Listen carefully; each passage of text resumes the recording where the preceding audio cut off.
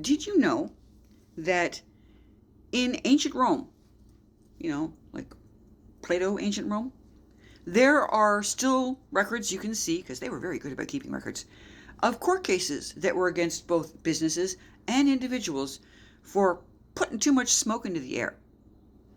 And the Byzantine Emperor Justinian, he declared that clean air was a basic human right. So I know that it seems like those of us who care about the planet are an odd thing that just recently popped up since the hippies.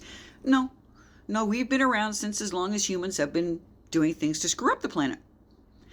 Now, in the late 1200s, London discovered that it was getting really dirty.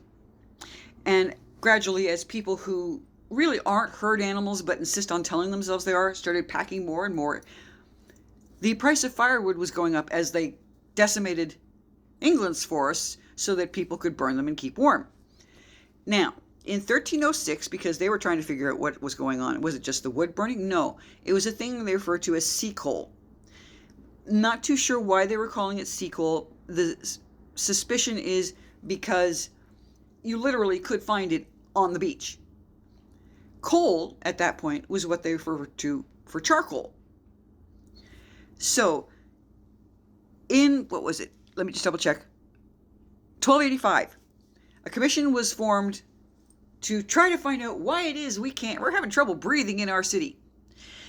And the conclusion was it was this sea coal, because it was less efficient, smelled awful, and it produced more smoke. So you had to burn more of it, burn it longer, you were producing a bigger mess. But the problem was that the poor people couldn't afford wood.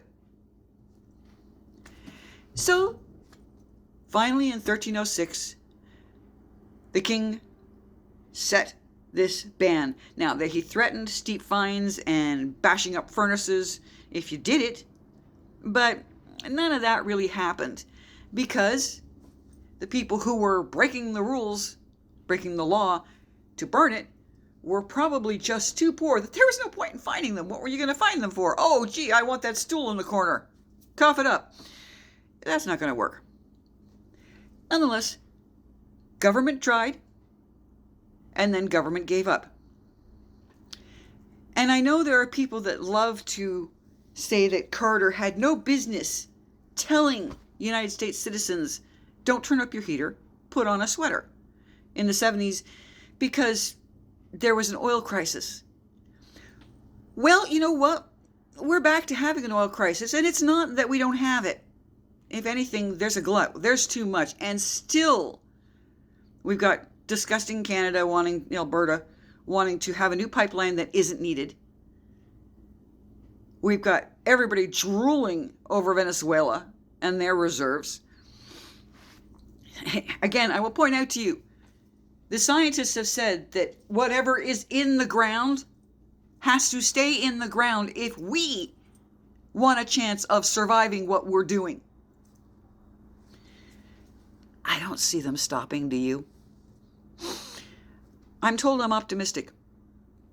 Humans got about 200 years. Not too sure how many of us are left after that. We'll have a great big extinction event. It might be sooner, because goodness knows, we've got the felon threatening war all over the place, so it could happen sooner. But either way, there'll be a group of people at one pole, and there'll be a group of people at the other pole, and eventually, if we're lucky, those two groups will die out, and we'll have the rise of the raccoon world, or something similar. Because humans did their evolving, and we suck at it.